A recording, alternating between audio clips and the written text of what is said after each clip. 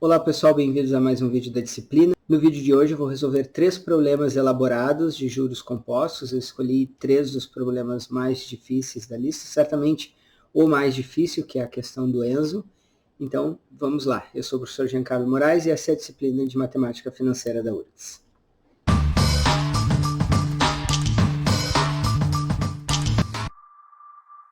Começamos com o exercício do Jim. Jim aplicou todas as suas economias em um fundo que rende 4,34% ao mês com convenção exponencial. Quantos dias inteiros levará para que o valor investido dobre? Então vamos pegar as informações do problema que estão postas. A gente tem que o fundo em que o Jim vai aplicar o dinheiro rende uma taxa de 4,34% ao mês. E ele quer saber quantos dias inteiros levará para que o valor investido dobre. Então eu quero sair de um valor P, né? Vou investir um valor P na data 0, e lá na data N, que eu não sei quando é, que é o que eu quero descobrir, eu quero que esse valor P tenha se transformado em 2P, ou seja, que ele tenha dobrado. Observem que ele não falou qual é o valor de P, e não é relevante para nós sabermos quanto é P.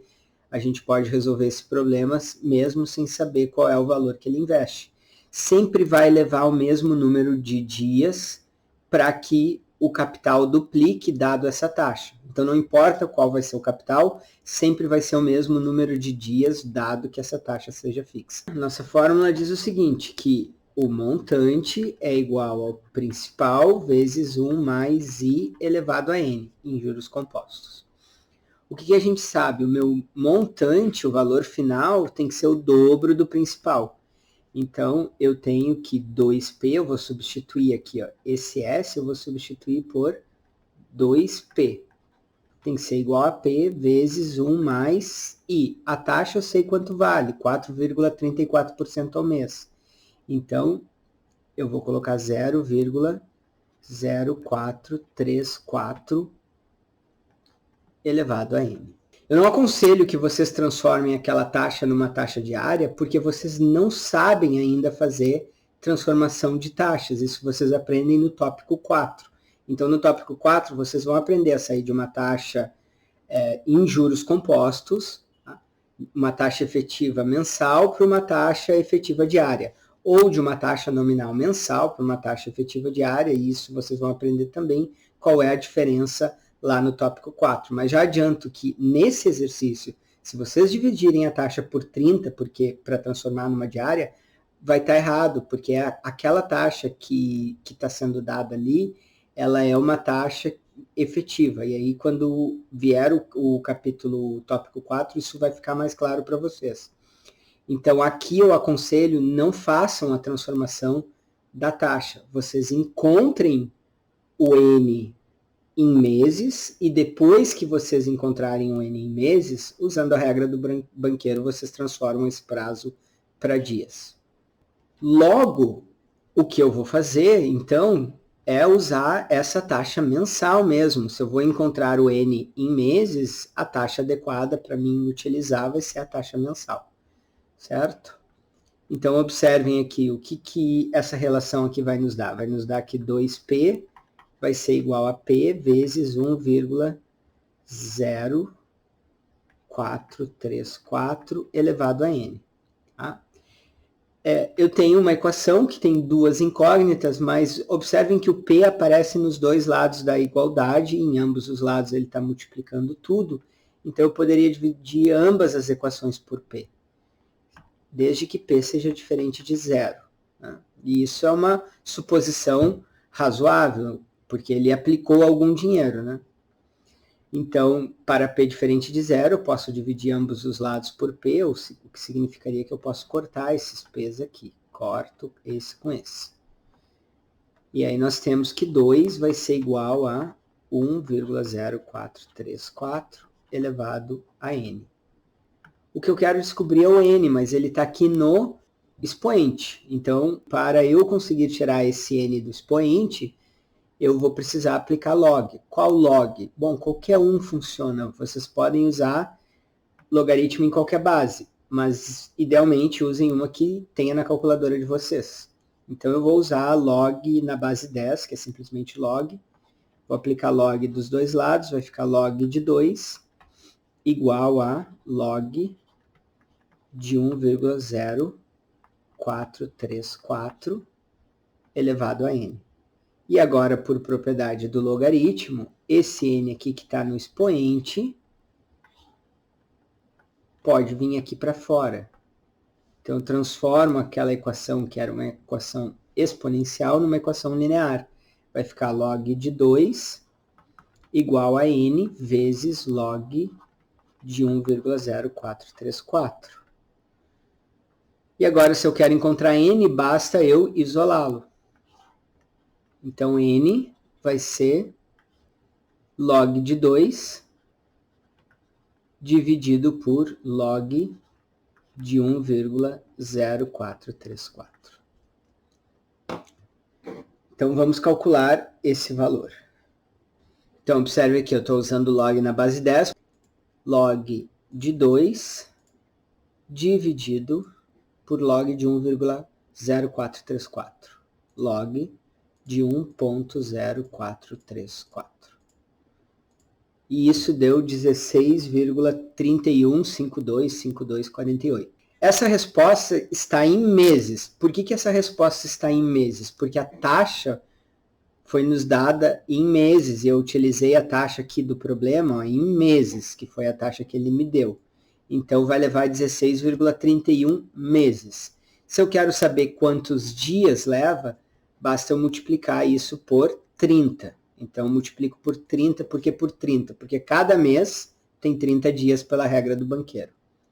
E isso vai dar 489,45.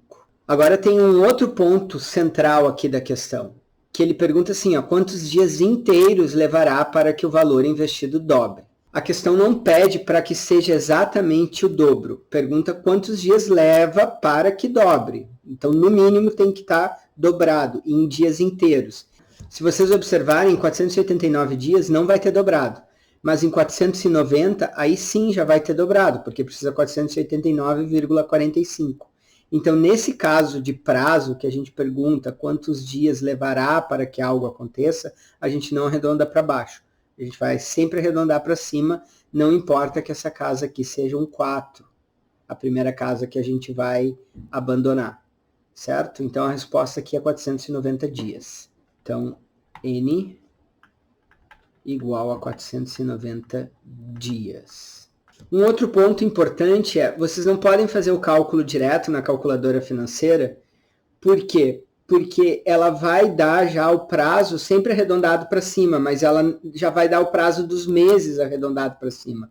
Então, ela não vai dar o 16,3152 que a gente precisava achar. Ela já vai me dar 17 meses. E aí, 17 meses, se eu multiplicar por 30, eu vou errar os dias.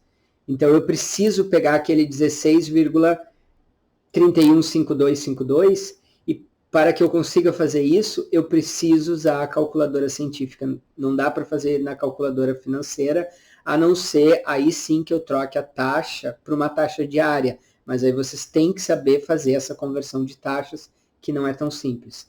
E foi por isso que eu escolhi esse problema. Ele não é um problema tão difícil, mas ele tem essas peculiaridades de que tem que tomar cuidado para fazer na calculadora financeira, tem que usar a taxa mensal, por enquanto agora no capítulo 3, e depois que eu encontro o prazo em meses, eu transformo em dias, mas eu preciso encontrar o prazo em meses com as casas decimais. Não adianta eu ir para a calculadora financeira e pegar o prazo em meses já arredondado para cima. Então vamos agora para a questão da Lara. Lara planeja ter R$ 304 daqui a 7 meses para presentear o irmão do Jorel como despedida antes de ir para o Japão. Para isso, ela fará depósitos em uma poupança que rende juros compostos mensais de 1,35% da seguinte maneira. Um primeiro depósito de R$ 157 hoje, um segundo depósito com o que conseguir juntar daqui a 4 meses. Qual o valor que Laura precisa aplicar no segundo depósito para conseguir obter o montante desejado?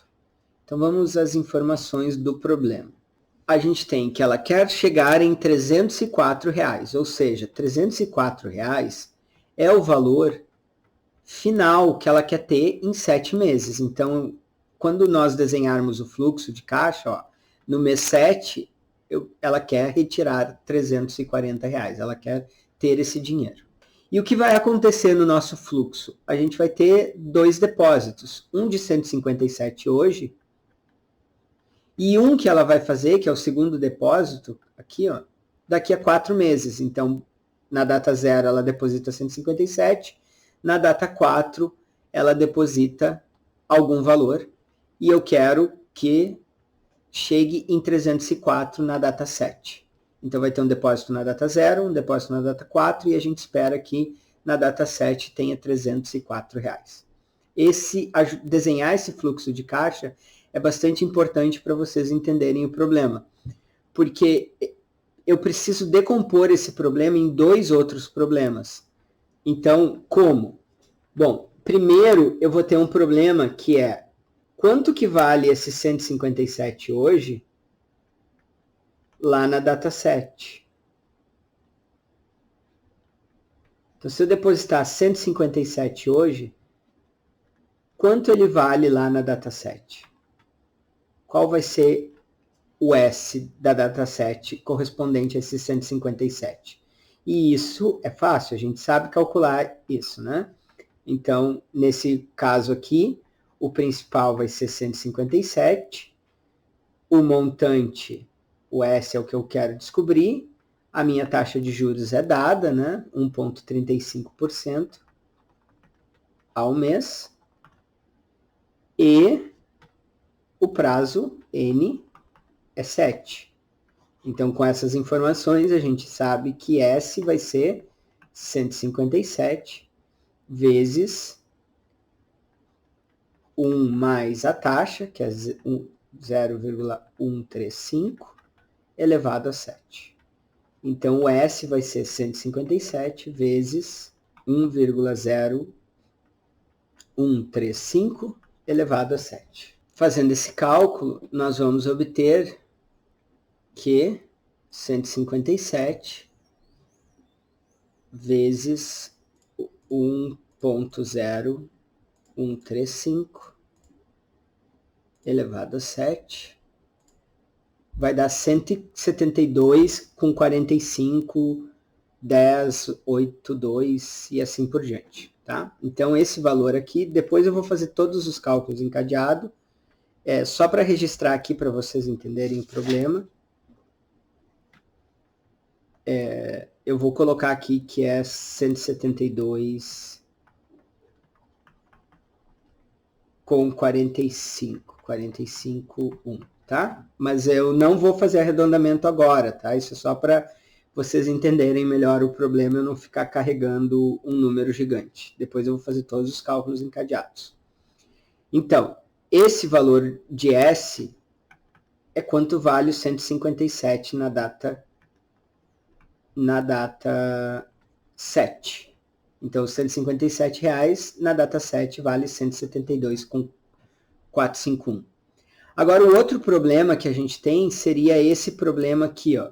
Eu vou fazer um depósito na data 4 e eu quero saber quanto eu preciso fazer de depósito, qual vai ser o valor depositado aqui, para que eu chegue no valor de 304 menos 172,451. Por que menos? Bom, porque eu quero, com essa parcela de 157 e essa parcela, chegar em 304.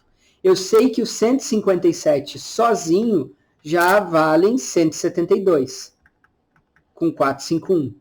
Então, quanto eu preciso depositar na data 4 para chegar nessa diferença de 304 menos 172? Porque 172 e 304 eu já tenho.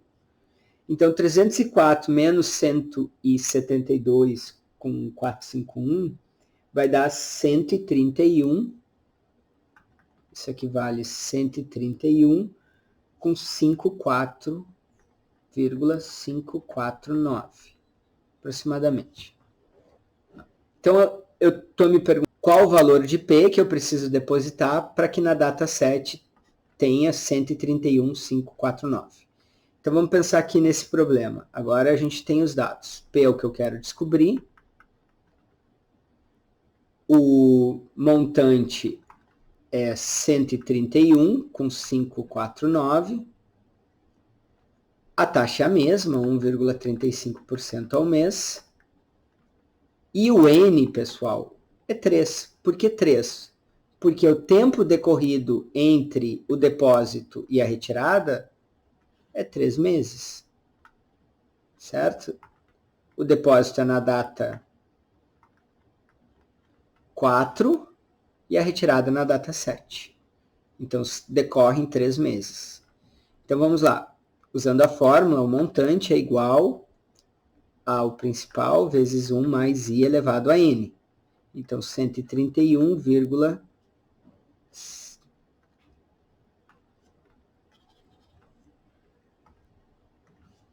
então, 131,549 vai ser igual ao principal vezes 1 mais a taxa, então 0,135 elevado a N.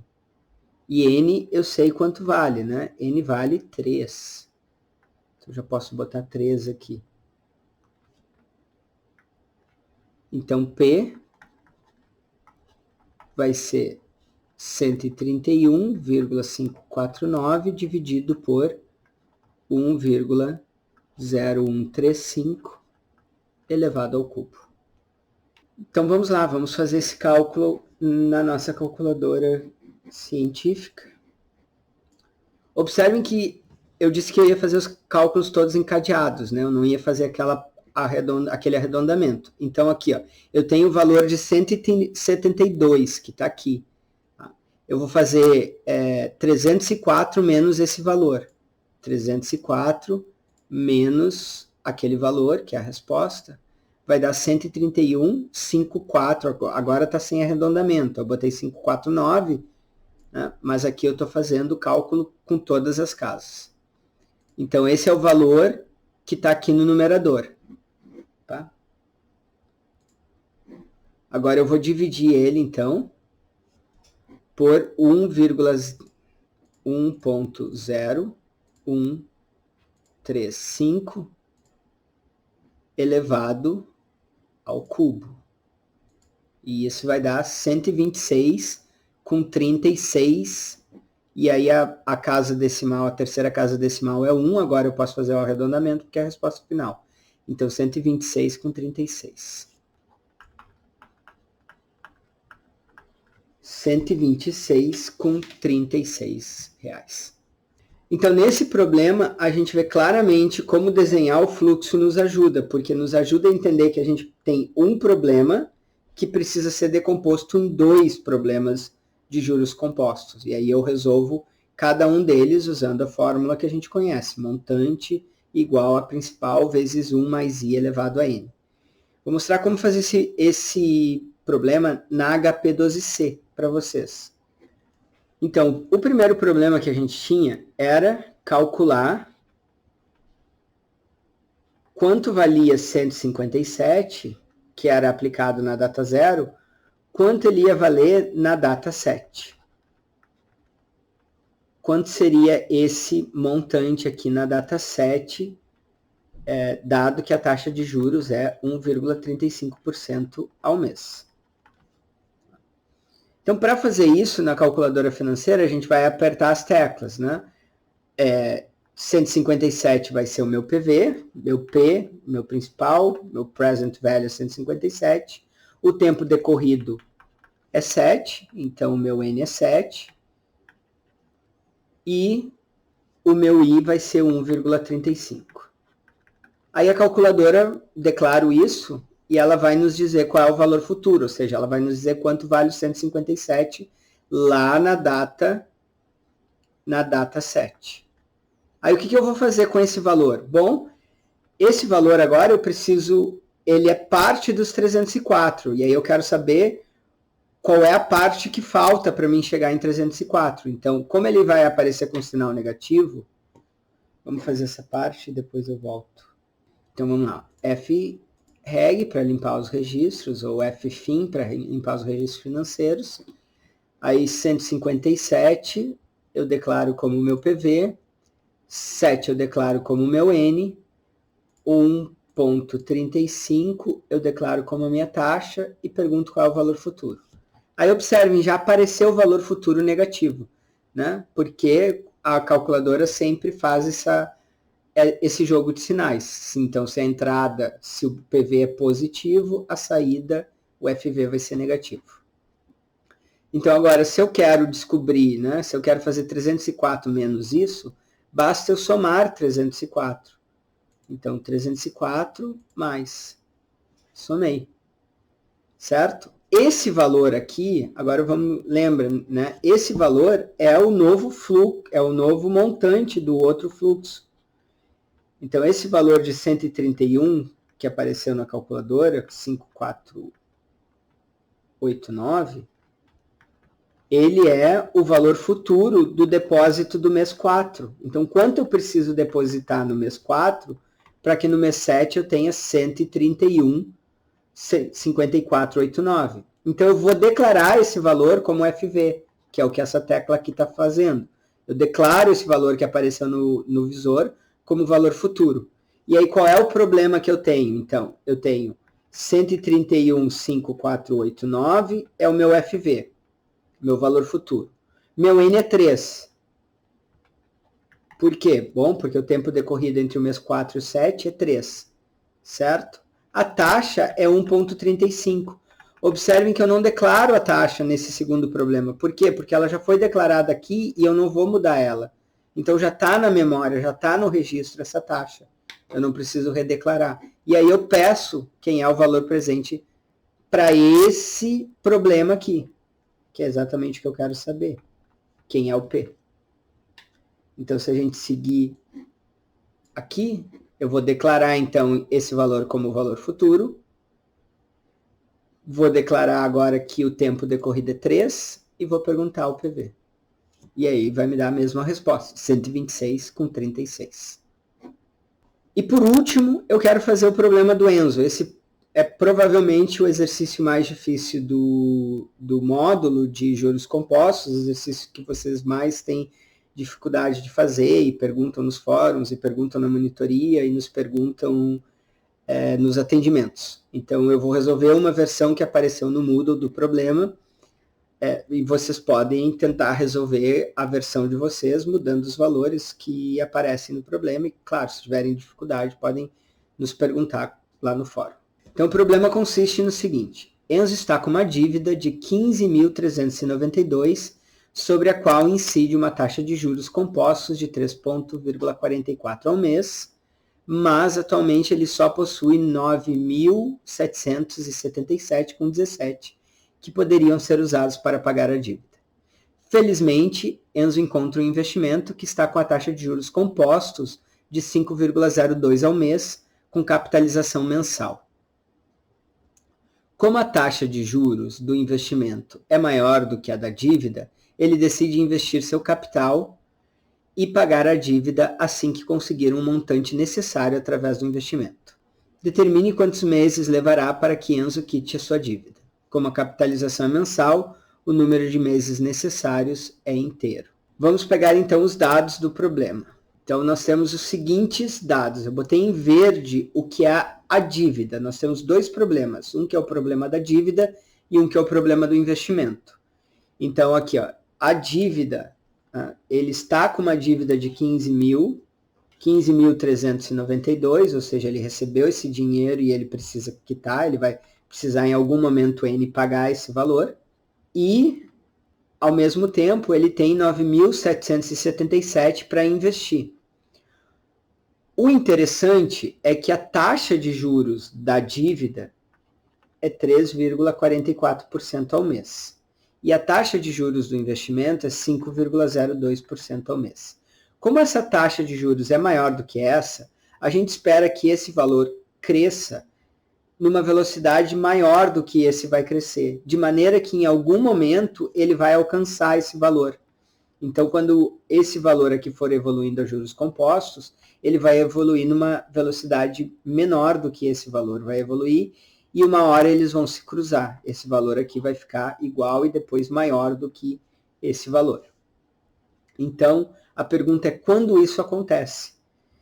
Então, eu montei aqui para vocês 2 fluxos de caixa. Um que é o da dívida, em que ele tem 15.392, e em algum momento, que vai ser o momento em que o investimento é maior do que a dívida ou igual, ele vai fazer o pagamento.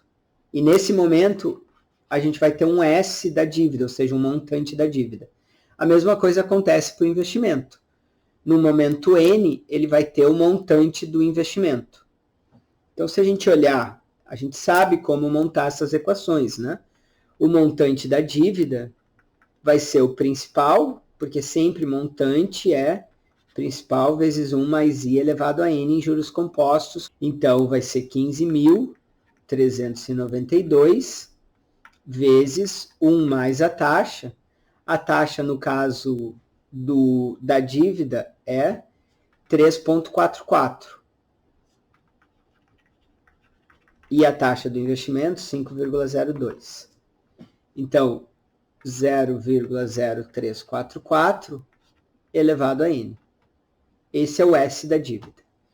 O S do investimento vai ser 9.777,17 vezes 1 mais 0,0502 elevado a N. Então, aqui nós temos o seguinte, ó, o S da dívida vai ser 15.392 vezes 1,0344 elevado a N. O S do investimento vai ser 9.777,17 vezes 1,052 elevado a N. Então, agora a gente já sabe quais são as equações que governam a dívida e as equações que governam o investimento. O que eu quero descobrir é o valor de N que faz com que essas duas coisas sejam iguais. Em que momento o montante da dívida e o montante do investimento são iguais. Então, S do investimento vai ser igual ao S da dívida. Quando que isso acontece? Bom, se eu quero que essas duas coisas sejam iguais, então eu posso igualar. SD vale isso aqui. Então, eu posso dizer que 15.392 vezes 1,0344 elevado a N tem que ser igual ao S do investimento, que é 9.777,17 vezes 1,0502 elevado a N. Agora, dessa equação aqui, ó, eu posso encontrar o N, porque eu tenho somente uma variável nessa equação, só tenho a variável N. Então, eu vou colocar tudo que depende de N para um lado da equação, tudo que não depende de N para o outro lado da equação. Então, eu vou deixar aqui do primeiro lado o que não depende de N. Então, 15.392 dividido esse 9.777,17 está multiplicando, vai vir para cá dividindo. 9.777,17. Do outro lado, a gente tinha 1,0502 elevado a N. E aqui a gente tinha 1,0344 elevado a N. Estava multiplicando tudo, vai passar para lá dividindo tudo.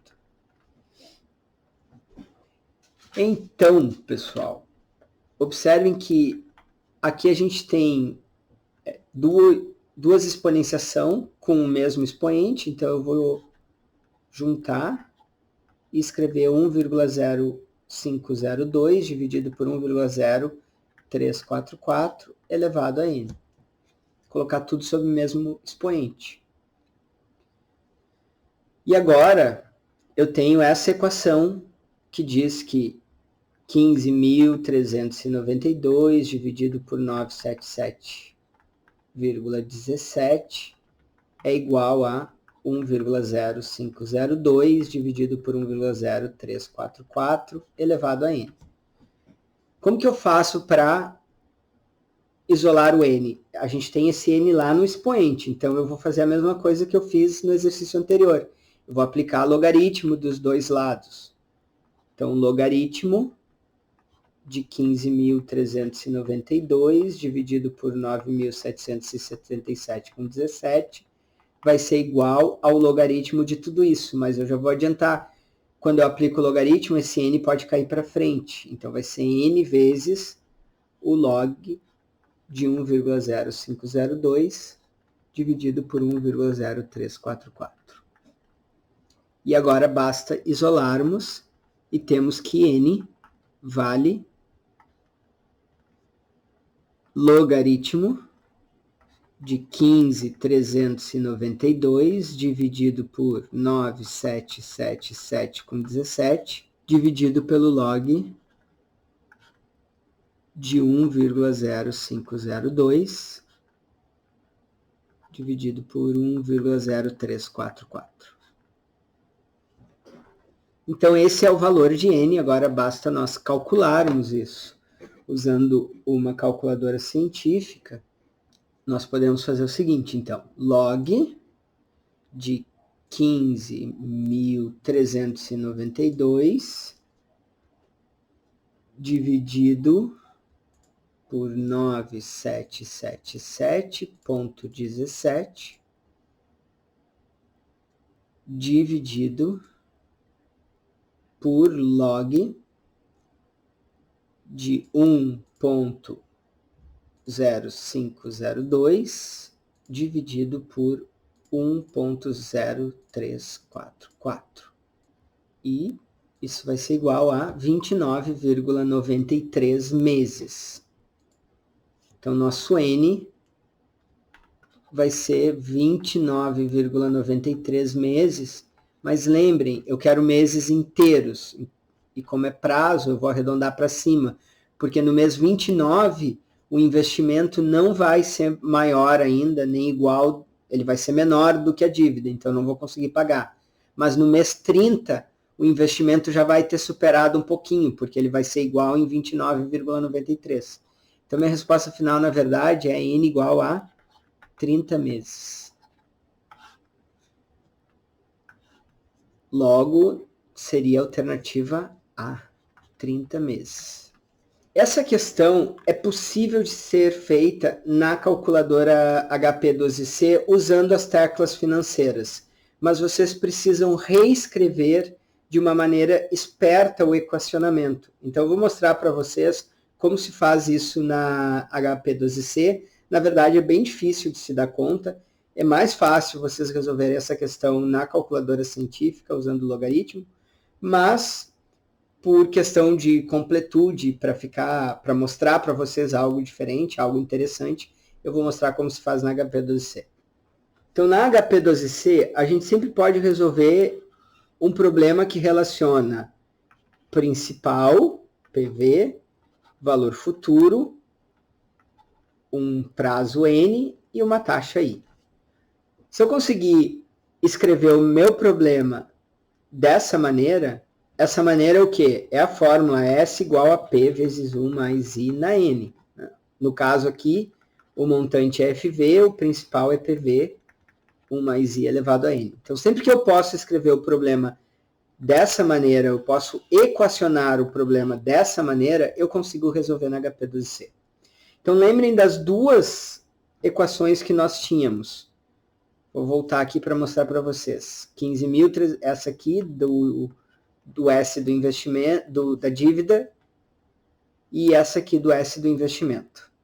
Então, nós temos assim, o S da dívida era 15.392 vezes 1,0344 elevado a N.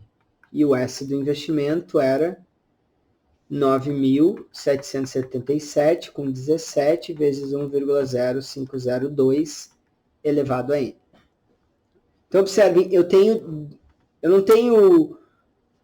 Não está nessa forma o meu problema, né? Porque qual foi o meu próximo passo? Foi dizer que se eu quero que SD é igual a SI, então 15.392 vezes 1,0344 elevado a n vai ter que ser igual a 9.777,17 vezes 1,0502 elevado a n. Então não tem um problema que está escrito nessa forma aqui. É um equacionamento diferente, né? Eu tenho duas equações iguais aqui, não tá nessa forma. Mas será que eu consigo escrever dessa forma? Essa é a questão. E a resposta é sim. Se a gente continuar fazendo o que a gente fez, divido para tentar isolar n, né? Nosso próximo passo, então, nos deu o seguinte, 15.392 dividido por 977 com 17 igual a 1,502,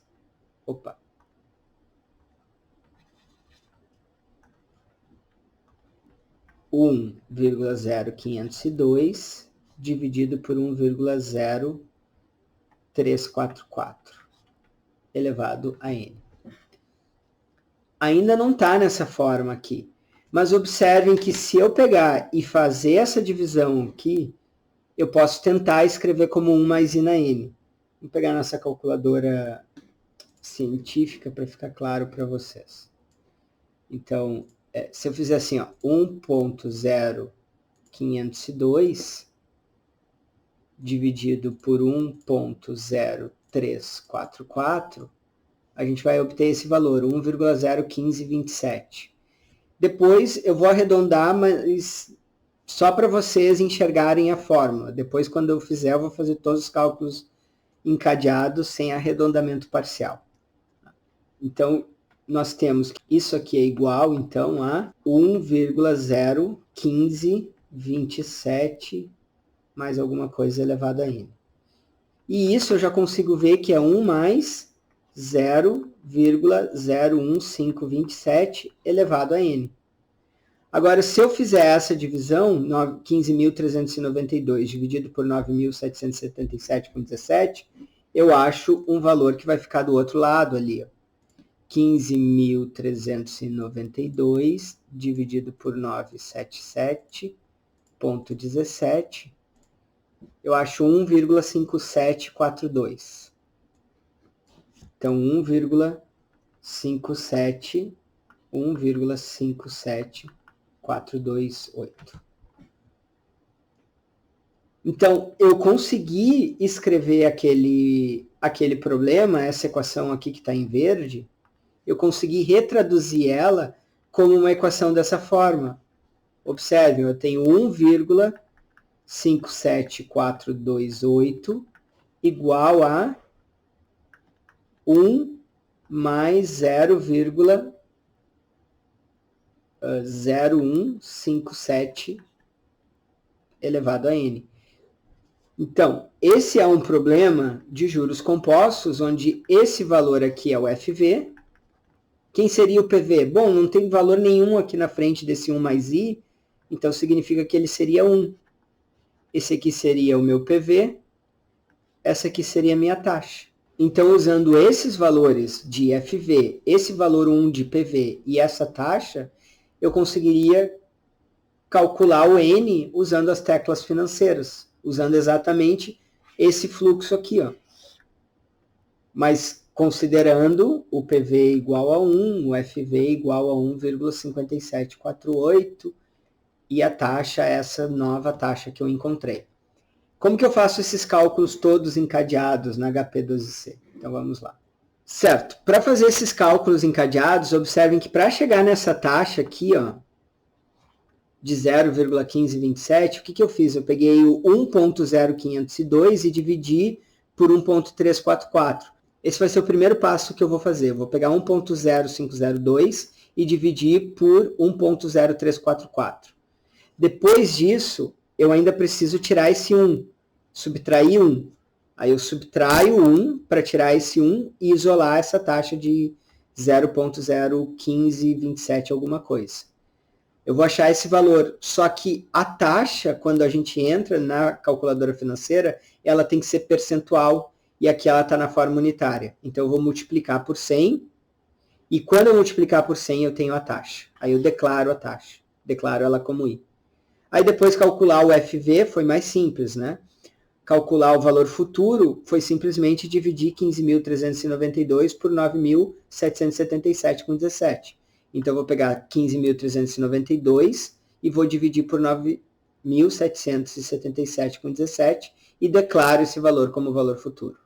E aí, o último passo é declarar como 1 o valor presente. 1, troco o sinal, porque esse aqui está positivo, como valor presente, e aí eu peço o prazo. Vamos ver se funciona. Então, 1.0502, Enter 1.0344, divide 1 menos 100 vezes. Agora essa é a nossa taxa. Encontramos a taxa. Esse é o I. Agora vamos calcular o FV. 15.392, Enter, 9.077,17, divide, e esse é o FV. O PV vai ser 1, troco o sinal, PV, e agora eu peço N. 30, como nós havíamos encontrado. Então, novamente, pessoal, vocês não precisam transformar esse problema para um problema da HP12C. A HP12C, ela geralmente vem para facilitar os problemas. E nesse caso, ele fica muito mais difícil para ser realizado na HP12C, porque vocês têm que enxergar essa transformação. Como transformar aqueles dois problemas num só, que eu possa usar a HP12C. Mas é interessante, fica até como um quebra-cabeça, como que eu encaixo esse problema na HP12C. Nós não vamos pedir esse tipo de coisas, é realmente mais para vocês verem que é possível fazer esse cálculo na HP12C, mas o aconselhável mesmo é vocês fazerem no primeiro método, usando o logaritmo para encontrar os prazos, como a gente explicou nas notas. Então, essa história de resolver o problema na HP12C é mais um bônus para vocês, certo? Qualquer dúvida, postem lá nos fóruns e até a próxima. Tchau, tchau.